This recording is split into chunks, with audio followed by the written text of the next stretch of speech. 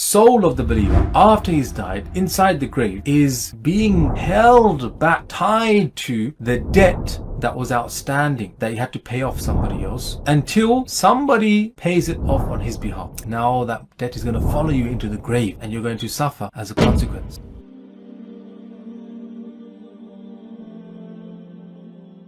On the topic of debt, what did the Prophet ﷺ say about being in debt? And this is particularly important for us living in this modern era where we live in a debt-based economy. The country that we live in is massively in debt. In fact, the economy itself moves based on buying and selling debt. So as a Muslim living in this world, what should we know about this? Now, there's many things that we can learn and we can relate in terms of hadith from the Prophet ﷺ. I'm going to share with you just one. And this hadith is a short hadith found in the Sunan of Imam At-Tirmidhi, wherein the Prophet ﷺ said, soul of the believer after he's died inside the grave is being held back, tied to the debt that was outstanding, that he had to pay off somebody else, until somebody pays it off on his behalf. Now, this hadith is authentic, and the meaning of it is actually quite alarming, because what does that mean, tied to? Well, the scholars, they say it can mean that the soul of the believer will be deprived from the rewards and the bliss that they were going to encounter inside the grave. Other scholars say, no, it's actually worse than that. It means that the soul itself will be suspended in limbo, where the person will not know, am I going to be punished? Or am I going to be rewarded? Am I going to the hellfire? Am I going to paradise? And that state of uncertainty is enough to become a source of torture for that person. We ask Allah to preserve and protect us all from ever having to experience something like that. But it means that you're not in a good position, you're in trouble, and something needs to be done for you in order to release you from that hold. And that is why the Prophet said, until somebody then settles that for you. Who does this refer to? Does it refer to a person who may have taken a halal mortgage and was paying it off and then they died? Does it refer to a person maybe who has a student loan and they were paying it off and then they died?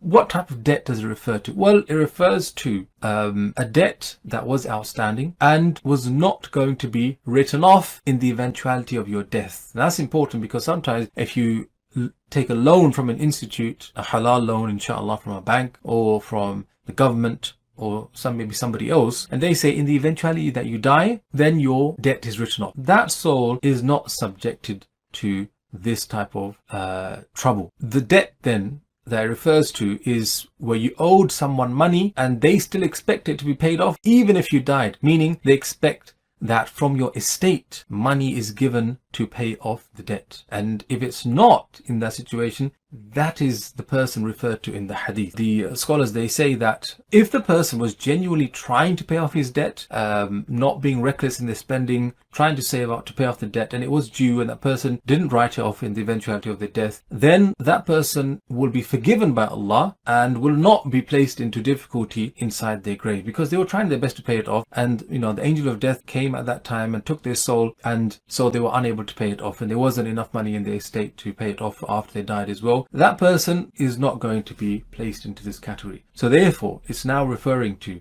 a person who neglected to pay off a debt that they could have paid off, and on top of that, they didn't make or take means to ensure that it would be paid off if they died. And that's where we learn a few lessons. This hadith is firstly teaching us that, look, don't borrow money that you know you can't pay off. And I think a lot of people need to hear that message, that look, live within your means and don't let greed get the better of you so that you're taking out loans, maxing out credit cards, and asking for money when you know that most probably you will struggle to pay back that money. Because if you did and then you died, now that debt is going to follow you into the grave and you're going to suffer as a consequence. So don't spend what you don't have and live within your means, and don't borrow if you really and truly don't need to borrow that money. But the other thing is that if you are in a situation where you've taken money and you owe it to people and you're trying to pay it off, then you should stipulate that in your will. A lot of Muslims, they neglect to help themselves and their families out by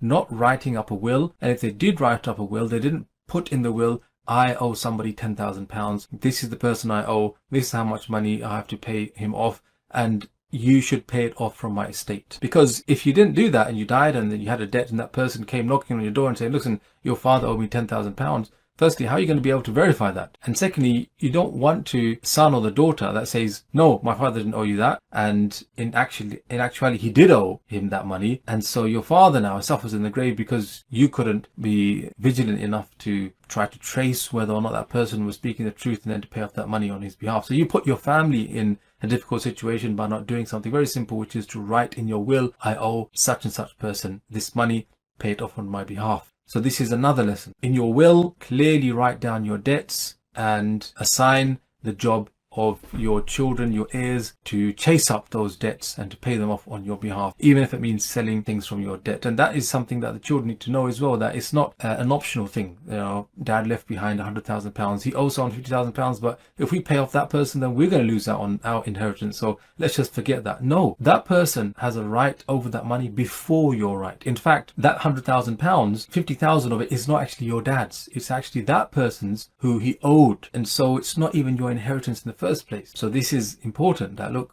before you split the inheritance, you must pay off your mum's or your dad's debt. That's very important. Thereafter, whatever is left from the estate, you share it according to the Islamic laws. What else do we learn from this hadith? Well, we learn that if you were to take out a debt, if you were to borrow money from someone, then ask them, look, in the eventuality of my death, can we make a stipulation that that debt is written off? That would put you on the safe side, because inshallah, that person agrees to this condition and therefore releases you from being in the situation where you've died and you yet have to pay off your debt, and you're hoping that your children will do the right thing and pay it off for you. Also, if you're in a situation where someone has passed away and you don't know whether they have a debt or not, then it is a custom amongst some people that when the janazah is being held, that they make an open announcement that my father, if he owed you any money, then please come forward and let us settle that debt. So you make a public announcement, you try to let as many people know as possible, and then you try to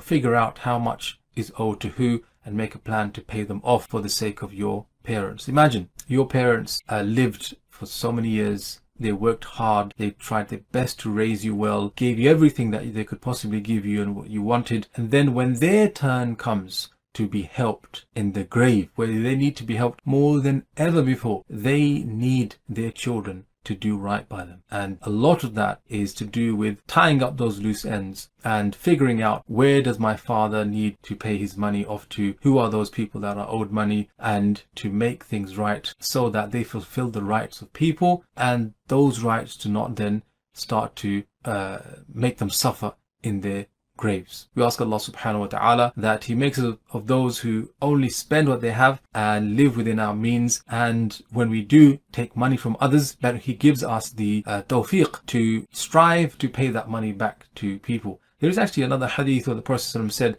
that whoever borrowed money sincerely intending to pay that money back, then Allah would pay it back on his behalf, meaning Allah would help him and put barakah in his money so that he could have enough money to pay that person back. And also in the same hadith, Prophet said, whoever took money from someone, never really intending to pay that money back, then Allah subhanahu wa ta'ala will humiliate this person. And so we must be very careful that when we deal with people, we're not just dealing with people, we're dealing with people and their master and their Lord and Allah subhanahu wa ta'ala. And this is how we raise the level of morality and the level of ethics in the way we do business with each other, in the way we deal with one another, because many times people fall out over money issues. People, hold grudges and become bitter, and relationships are broken, even between husband and wife, because of money. And the sharia has come to put in so many safeguards to help us to avoid falling into those types of relationship breakdowns because of money. For example, the sharia says that if you were to loan someone money, even if it's a friend, someone you know, then have two witnesses. So for example, your friend said, can you lend me £1,000? You say, sure, no problem. Your best friend, you trust him. But you say, actually, the sharia says I should have two witnesses. So you send an email to this friend of yours, you CC in two of your friends, two people that you know and trust, to be a witness to this loan, that I have loaned £1,000 to Brother Ahmed. He will pay me back in 2 years' time. Is witnessed by those two people. Now, that makes the whole thing more official, protects you, the lender, and also allows that person who took the loan to be more committed to paying it back as well. And it just creates that understanding so things don't become awkward or weird, you know, when maybe someone's situation turns for the worst and they're unable to pay back the money, and then, you know, things start to maybe become a bit awkward between you and your friend because of the money. All of these things the Sharia knows, and Allah subhanahu wa ta'ala has put measures in place. The problem is that we don't take advantage of them. We don't use them. We think we know better. May Allah subhanahu wa ta'ala grant us understanding and protect us from having money problems as well. Allahumma ameen. Assalamu alaikum, brothers and sisters. Hope this video was helpful for you. This may help others too, so please consider sharing, and we will bring more videos in the future inshallah. So consider subscribing and you won't miss any. Jazakallahu khairan.